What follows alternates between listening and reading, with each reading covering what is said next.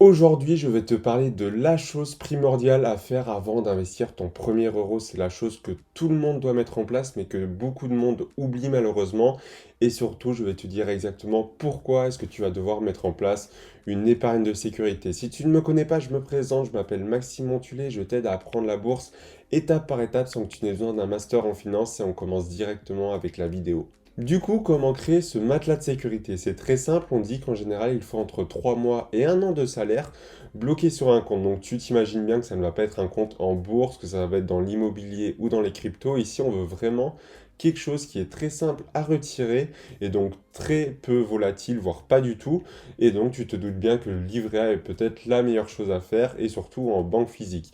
Même si le livret A, on dit souvent qu'il ne compense pas l'inflation malheureusement dû à ses taux d'intérêt très faibles, il reste néanmoins très très bien pour pouvoir mettre en place une épargne de sécurité car il n'est pas du tout volatile, il n'est pas non plus sujet à des risques. Du coup, surtout si tu mets en banque physique, ce que je te recommande fortement plutôt que de mettre sur des banques en ligne, même si j'en ai également. Là, ça va être des plus grosses sommes, hein, ça peut aller jusqu'à un mois de salaire. Et surtout, il va falloir mettre en place en fait un bon money management. Tu te doutes bien que si tu veux mettre entre 3 mois et un an de salaire sur un compte, ça va pas se faire du jour au lendemain et donc il faut développer des habitudes et surtout une règle et une méthode à appliquer que je te dévoilerai à la fin de cette vidéo. Et maintenant, je vais te dire exactement pourquoi est-ce qu'il est intéressant d'avoir un matelas de sécurité sur un livret A. Déjà, la première chose, c'est d'être beaucoup plus libre mentalement et c'est même l'une des choses les plus importantes que va te permettre le matelas de sécurité. Tu te doutes bien que si tu as un mois de salaire que tu ne touches pas évidemment pour tes loisirs, tes dépenses courantes, etc., le but ici, c'est vraiment de faire face aux imprévus. Donc si tu sais que même si, imaginons, ta voiture lâche ou que tu as un problème de maison, un problème d'eau, de lave-vaisselle, de voiture, de panne, etc. Peu importe, tu sais que tu auras plusieurs milliers d'euros qui seront dédiés au cas d'imprévu et donc tu seras beaucoup plus libre mentalement, tu n'auras pas peur de te dire si le mois prochain quelque chose me lâche qui coûte assez cher, je ne pourrai pas le payer, et là ça sera plus le cas et donc tu seras beaucoup plus serein dans tes investissements. Une chose également qui est très importante et qui va créer le fait de mettre de l'argent de côté, c'est une habitude et tu sais qu'en bourse, si tu as une habitude, tu vas avancer beaucoup plus vite et tu vas réussir beaucoup plus facilement que quelqu'un qui n'a pas d'habitude d'investissement et qui ne sait pas comment faire. Donc ça passe avant tout par les connaissances. Et comme tu le sais peut-être, j'ai mis en place des emails exclusifs où je te dévoile ma vision, mes méthodes et les actualités en bourse. C'est du contenu exclusif que tu ne retrouveras nulle part ailleurs, que je ne partagerai pas autre part. Donc si c'est quelque chose qui t'intéresse, c'est le premier lien en description, on se retrouve de l'autre côté. Et donc pour continuer sur l'habitude, eh bien tout simplement ça va déjà te permettre de créer une habitude régulière grâce à la méthode que je vais te donner après.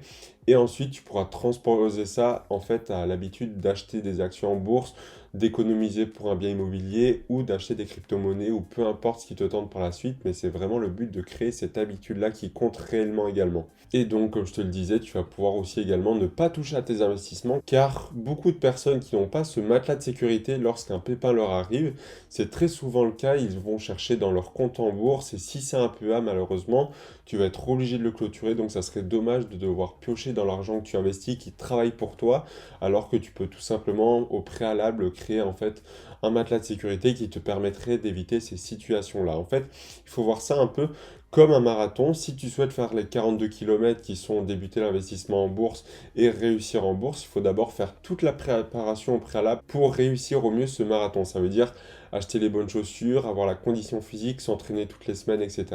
Et bien là, on va dire en fait que mettre de côté déjà, ça va t'entraîner pour le marathon, ça va également te forger un peu l'endurance d'investir tous les mois et surtout, ça va te permettre d'être beaucoup plus serein d'esprit car si tu sais que tu t'es bien entraîné pour le marathon, lors du marathon, tu feras les mêmes habitudes qu'en entraînement et ça sera tout de suite beaucoup plus simple à faire que si tu devais voilà, commencer de zéro et d'un coup tu te lançais dans le marathon sans devoir quoi faire et surtout sans expériences passées pour pouvoir dire est-ce que j'ai déjà fait, qu'est-ce que je dois faire à ce moment-là. Là, tout sera déjà fait parce que tu auras eu une première approche d'économiser, de faire du money management et du coup on vient à ce sujet-là, à la méthode que je te conseille fortement d'appliquer.